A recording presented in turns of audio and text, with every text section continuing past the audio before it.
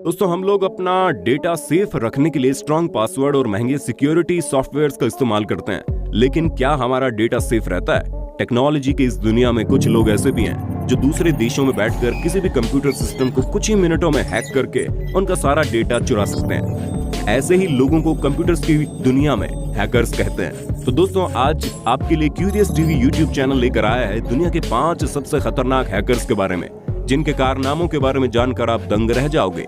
लेकिन उससे पहले आपसे एक छोटी सी रिक्वेस्ट है, आपने अभी तक हमारे चैनल को सब्सक्राइब नहीं किया तो सब्सक्राइब कर लीजिए ना। Number 5, Kevin Mitnick. Kevin Mitnick का जन्म 6 अगस्त 1963 को लॉस एंजलिस में हुआ और इसे दुनिया के सारे हैकर्स का भगवान कहते हैं।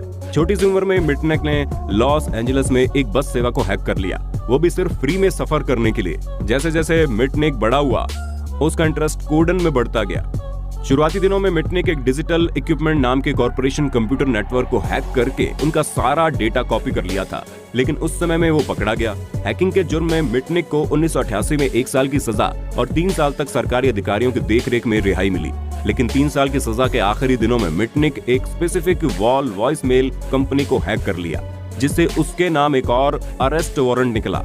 लेकिन मिटनिक FBI को चकमा देकर भाग गया और 3 सालों तक गायब रहा। इन 3 सालों में मिटनिक ने नोकिया, सैमसंग, मोटरोला और IBM जैसी बड़ी कंपनियों की हैकिंग की। यहाँ तक कि इसने पेंटागन को भी नहीं छोड़ा और लाखों डॉलर्स की सेंसिटिव इंफॉर्मेशन बेच खाई। 1995 में पुलिस ने फिर से मिटनिक को गिरफ्तार किया, लेकिन जेल में ही कुछ महीने बिताने के बाद मिटनिक भाग गया और अपने जमाने का मोस्ट वांटेड साइबर क्रिमिनल बन गया। मिटनिक हमेशा कहा करता था कि वो हैकिंग नहीं कर रहा, बल्कि सोशल इंजीनियरिंग कर रहा है। FBI के एक जज का यह भी मानना था कि मिटनिक सिर्फ एक फोन कॉल करके न्यूक्लियर वॉर तक शुरू कर सकता है। Number 4, Jonathan James.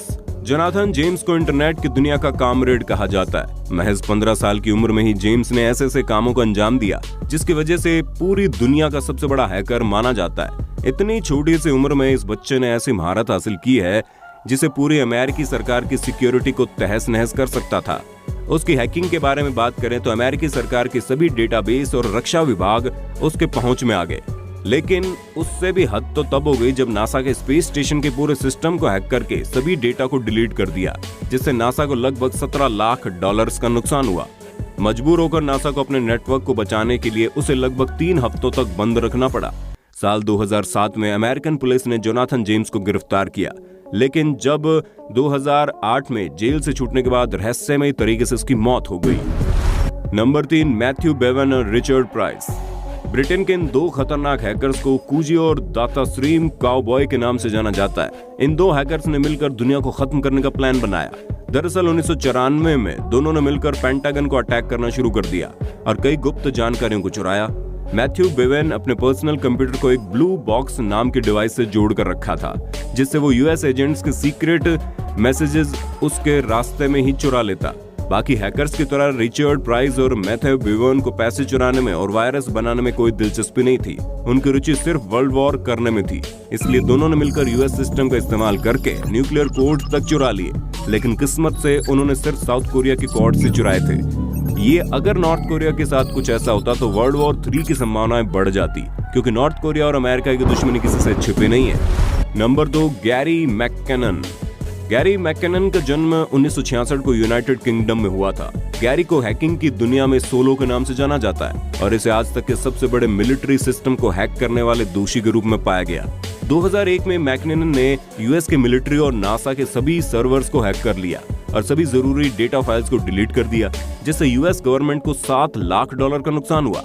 मैककिनन ने US सिस्टम को हैक करने के बाद एक मैसेज डाला कि तुम्हारी सिक्योरिटी एकदम बकवास है, मेरा नाम सोलो है और आगे भी ऐसे हैकिंग करता रहूंगा, तुम्हें जो करना है कर लो। लेकिन हैरानी की बात तो यह है कि गैरी को पैसे कमाने में कोई दिलचस्पी नहीं थी, बल्कि इस बात के सबूत ढूंढ रहा था कि धरती के बाद कोई जिंदगी है या नहीं। उसके मुताबिक उसे ये सबूत मिल जाए।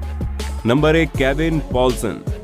अमेरिकी रेडियो स्टेशन में एक शो का आयोजन हुआ जिसमें विनर को एक पोर्शे कार का इनाम रखा गया।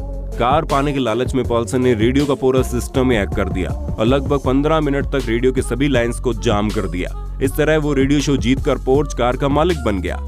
लेकिन इस घटना के बाद FBI की नजर पॉल्सन पर गई और FBI पॉल्सन को पकड़ने की योजना बनाने लगी। लेकिन पॉल्सन ने FBI के सिस्टम को हैक कर दिया और कई गुप्त जानकारियां इंटरनेट पर लीक कर दी। लेकिन कुछ समय बाद पॉल्सन को पुलिस द्वारा अरेस्ट कर लिया गया।